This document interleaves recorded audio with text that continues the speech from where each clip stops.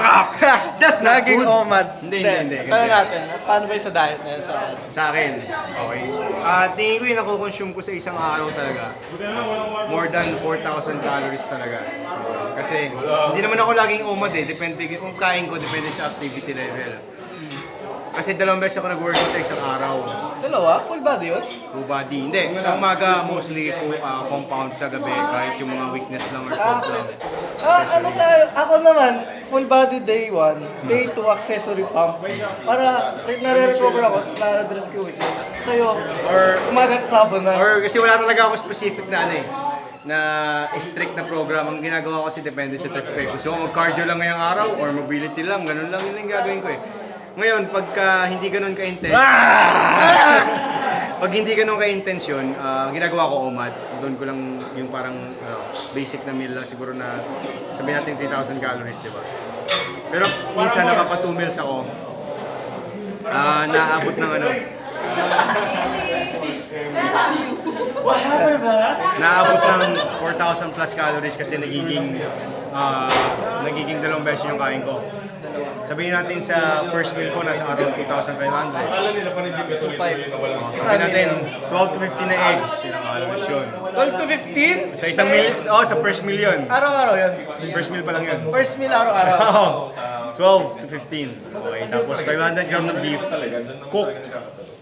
Yung fruits ko, majority ng fruits ko yung ano lang, yung may digestive enzymes. Pwedeng papaya, pineapple, kiwi, avocado. Yung avocado at kiwi kasi, kiwi kasi ang sarap sana kaso medyo pricey kaya hindi siya sustainable eh. Avocado, lasang tanga pag walang ano. Pag walang ano, yung gatas at asukal kasi masarap yung gagawin shake eh. Hindi mo siya pwedeng kainin na ano eh. Kaya ang the best lang talaga sa akin, pineapple at papaya yun. So naglaro siya doon. So yun, medyo mababa yung calories noon pero bawing-bawi yung calories ko sa beef. Taas na ng calories noon sa eggs. Diba? Tapos ang problema dyan, isa pa yung honey. Ewan ko kung trip nyo, pero ako lagi yung ginagawa, yung beef ko may Honey. pink salt, Ayun eh, raisins, bear mode yan eh. tapos honey. Ewan ko, pero hindi niya na-try kasi sa iba, word naman yan. Hindi, Pre, ako yung saging. tapos Ako wala fasted saging ka, saging tas beef. Hindi ko alam, pero masarap yun. Hindi, saging tas honey, tapos salt. Sarap na stock yun. Yun.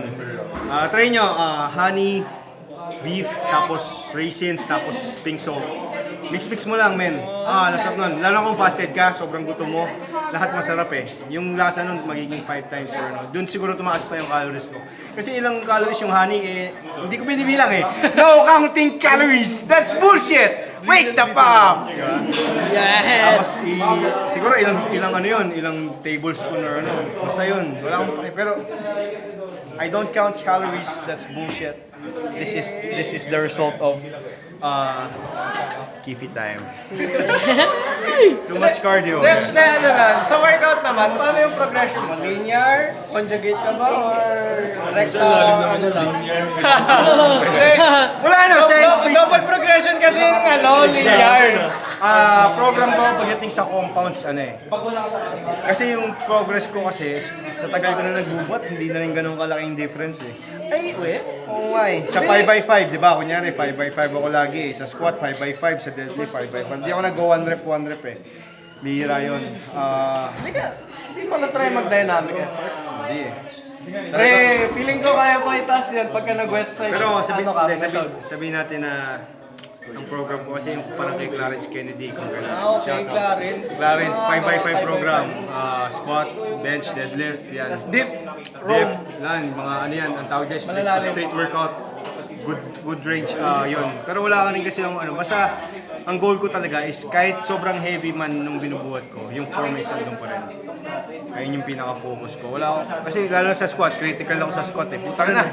Pagka ang squat mo ito, hindi counted yun, man. Yo, 500 kg! Hindi counted yun. Kailangan pagdating mo dito, Wala din. tapos hihinga, ka pa, magbe-brace-brace ka pa. Tapos ka na ba? Yan ang gusto kong squat. Kahit sabihin mong 150, 160 kg, pero ganun yung form, the best yun. Ayoko nung... Diba? Alam niyo ba?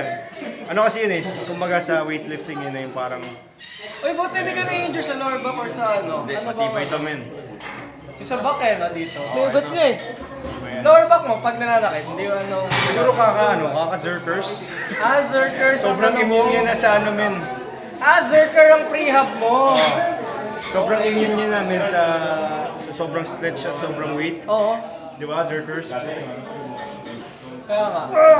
Lahat na yun eh. Zerkers pa lang. Kumbaga, titanium na yung lower back. Hindi ako lang injured. Latest na injured ko siguro yung last time dito. Pero arm wrestling kasi yun. Hindi sanay yung katawan ko sa ano eh. Yung ba yung Oo, hindi ako sanay sa arm wrestling kaya siguro ganun. Pero ang sa akin, ang tingin ko sa pagdating sa injuries, kadalasan na injured kayo sa mga depart or sa muscle na hindi nyo masyadong nagagamit. Pagka nasanay na masyado yung katawan mo, hindi na yun may injured. Magiging para ka ng robot. Totoo. Ayun, robot to eh, 2 times a day. 2 times a day pero hindi naman ano. Ako, Sakto-sakto. 2 times a week lang yung heavy lifting ko, tapos accessory yung 4, tapos Hindi, GPP. pero ganito yan, men. Hindi naman palagi kasi ang hirap eh. May araw din na parang feel ko na ano. Pagka feel ko na puta, wala ko energy ngayon. Patig yun. I-rest mo talaga yan. Deload ka. Hindi deload. Talagang rest, full rest, or ano, mobility work, active rest. Okay. Cardio lang. Yun, cardio. The best. Meron pa, idol ko, pakilala mo, si Mark Cripolto. OG, di ba? Mark Cripolto. Si Tanghabi na is. Yun, ngayon. Luki lang, men. Hindi nagpapakita ng mukha. Hindi nagpapakita ng mukha, pero liwa. Tom Haviland. Sino pa bang mga solid? Dati si Eric Bogenhagen eh. Pero ngayon medyo tumatanda na yung continuing siya. Pero malakas pa rin yung goal. Nadala-dala mo sa pagtanda yung pagiging ego lifter mo. Sino pa ba? Marami. Siya pagdating sa ano, yung mga mobility may mga nagtatanong eh. Ang lagi ko pinapanood talaga si Juji Mufu dati. Ay, si Juji. Juji may mga mobility work na weighted. Yun yung the best. Yung mga may Yung weights. banded niya na weight Banded na. lahat, men. Kasi ang problema kasi medyo nakakalimutan ko yung ano eh. Tagito yung Kailangan kasi ang mobility, lagi mo talagang ginagawa. Kung hindi, mobility mahirapan ka. part of recovery siya in a sense na hindi mo siya in-overload palagi pero kailangan mo siya as to recover yung roam mo. Pero grabe yung ano, men. Yung feel ng muscle kapag mobile. Ang bilis niya mag-recover compare sa stiff. Pag Tsaka stiff ano, talaga. pagka na-stretch ka, extra hypertrophy gains yun. Pansin ko rin yun. Dati kasi stiff yung shoulders ko, hindi ako nakapag-dips ng ano eh. Sobrang stiff niya eh. Hanggang ito hindi ko abot eh. Nung nagagawa ko yung mga ninja moves na ano yun. Pansin ko po tayo yung dips ko, weighted dips, kaya ko ng 85 kilo yung reps. Dahil pala sa mobility yun. Kasi mas mobile yung muscle mo, mas may kaya siyang exert ng force. Pagka nabigyan ka rings, lipat ka rings. Tangina yun lang. Medyo mahirap na yan. Ano na yun eh. Calisthenics. Ano Hindi, na yun. yung weighted dips na rings, ang sarap. Grabe yung hiniginig yan, man. Hindi nga, palakas ka doon. Feeling ko may extra gains ka pa doon. Pagka Kasi may ano eh, may stretch. yung balance portion ng ano eh. Yung palang puta, pagod ka na eh. Bago mo makuha yung 1 rep mo, yung focus mo sa pag ano, grabe na yung hypertrophy nun, man. Pero yun muna sa ngayon. Tapos susunod na lang ulit. Pro tips. Wala na kami ibang pro tips kundi kumain ng ano. Cereal. Mamaya. Cereal.